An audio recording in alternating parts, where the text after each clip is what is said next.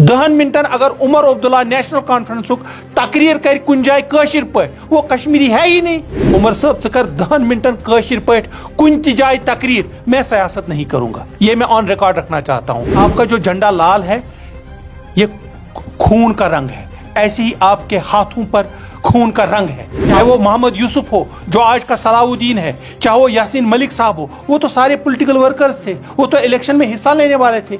आप लोगों ने चोरी से, डाके से उनको गलत रास्ते पे लाया। सिर्फ नेशनल कॉन्फ्रेंस नहीं बल्कि जितनी भी यहाँ पर पॉलिटिकल पार्टीज हैं उनको बड़ी फ्रस्ट्रेशन है, और वो जनाब गुलाम नबी आज़ाद साहब को और हमारी पार्टी को पॉलिटिकली नहीं लड़ सकते, सियासी तौर पर हमारे साथ नहीं लड़ सकते। हम अगर सियासत के साथ वाबस्ता है, जो भी यहाँ पर चाहे वो एनसी हो, पीडीपी हो, कांग्रेस हो, मैं अगर कांग्रेस और बीजेपी को बाहर रखूँगा, रीजनल पॉलिटिकल पार्टीज़ नहीं हैं बल्कि नेशनल पॉलिटिकल पार्टीज़ हैं। अगर मैं यहाँ की रीजनल पॉलिटिकल पार्टीज़ की बात करूँगा, सियासी पार्टी को चाहिए कि वो सियासी लड़ाई लड़े। अगर 370 और 35A की बात है, यहाँ पर सिर्फ वाहिद एक शख्स है जिसने पॉलिटिकली 370 और 35A के लिए लड़ा, वो जनाब गुलाम नबी आज़ाद साहब है।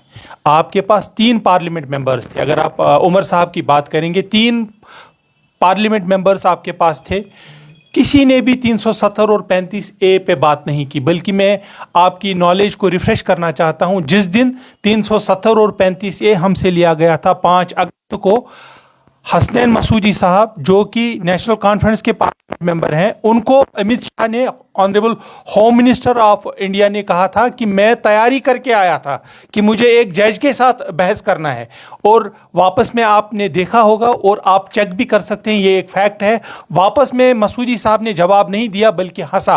आज कशिर पे वन बज कोड़ छप करेंगे अंकार।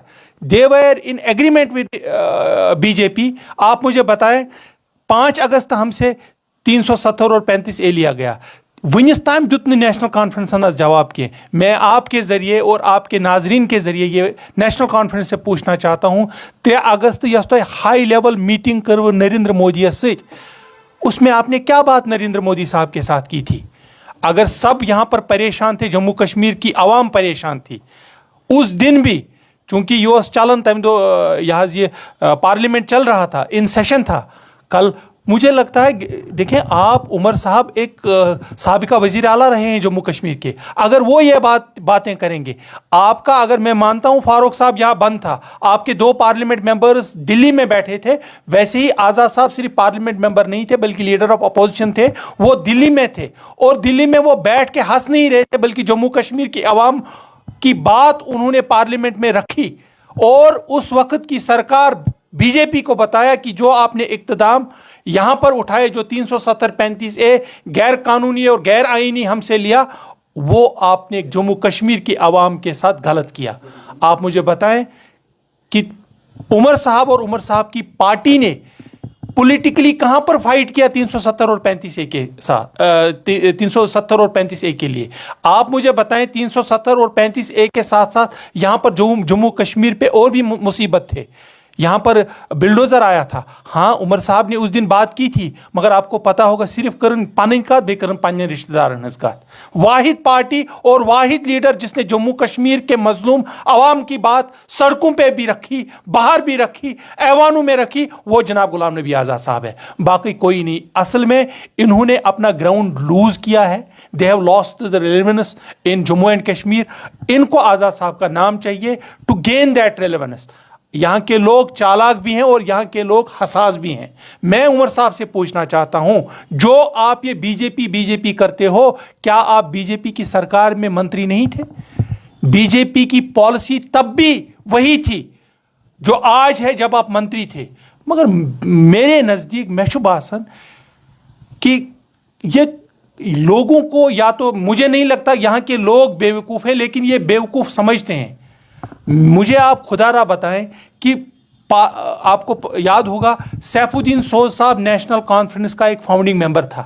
सैफुद्दीन सोज साहब को नेशनल कॉन्फ्रेंस ने निकाला, मैं आपके वसादत से आपके माध्यम पूछना चाहता हूं नेशनल कॉन्फ्रेंस को कि आपने सैफुद्दीन सोज साहब को निकाला क्यों था? निकाला इसलिए था क्योंकि उन्होंने 1997 में, मैं आपके साथ डेट शेयर करना चाहता हूं, 1997 में जब बीजेपी की सरकार गिरानी थी तो उमर साहब के 2 पार्लियामेंट मेंबर्स ने बीजेपी के हक में वोट डाला था। एक पार्लियामेंट मेंबर जिसका नाम सैफुद्दीन सोज साहब है, उन्होंने बीजेपी के खिलाफ वोट डाला था।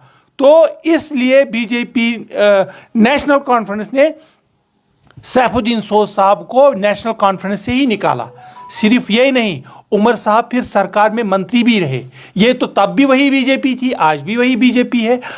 बड़ी जो अनफॉर्चुनेट है इतने बड़े लीडरान के लिए। मैं सिर्फ उमर साहब की बात नहीं करूंगा, मैं महबूबा जी की भी बात करूंगा। जब ये इनके साथ गठजोड़ में थे, कोलेशन में थे, तब ये ठीक थे। और आप देखिए अनफॉर्चुनेट कितना है, ये उसको जस्टिफाई भी करते हैं। नहज तम दो उस बीजेपी ठीक, यम दो मंत्री ओसुस, यम दो एक्सटर्नल अफेयर्स मिनिस्टर ओसुस, तम दो ओसुस बह ठीक। महबूबा जी वनान यम दो अस बनो यमन से कोलेशन, तब ये ठीक था। नॉर्थ पोल साउथ पोल को पोजी, मगर हम अवाम के लिए आए। अवाम के लिए क्या आए आप? बीजेपी की तो आइडियोलॉजी यही है। बीजेपी का तो प्राइमरी ऑब्जेक्टिव यही था कि हमने 370 और 35 से जम्मू कश्मीर से लेना था।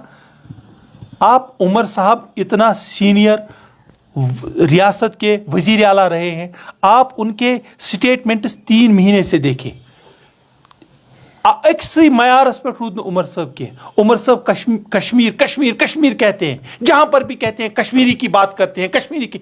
मैं उमर साहब को आपके जरिए पूछना चाहता हूं, उमर साहब से कर 10 मिनटन कशिर पट कुन ति जाय तकरीर, मैं सियासत नहीं करूंगा, ये मैं ऑन रिकॉर्ड रखना चाहता हूं। 10 मिनटन अगर उमर अब्दुल्ला नेशनल कॉन्फ्रेंस तकरीर कर कुन जाय कशिर पट, वो कश्मीरी है ही नहीं। एक बार वो कहीं पर किसी मजमे में, किसी जलसे में 10 मिनट तकरीर उमर साहब करे, मैं मानूंगा जनाब कश्मीरी का दर्द है।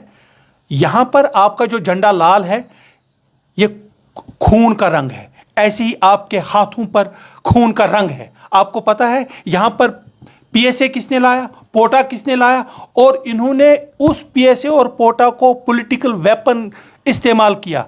यहां पर पॉलिटिकल पर्सन्स थे, चाहे वो मोहम्मद यूसुफ हो जो आज का सलाउद्दीन है, चाहे वो यासीन मलिक साहब हो, वो तो सारे पॉलिटिकल वर्कर्स थे, वो तो इलेक्शन में हिस्सा लेने वाले थे।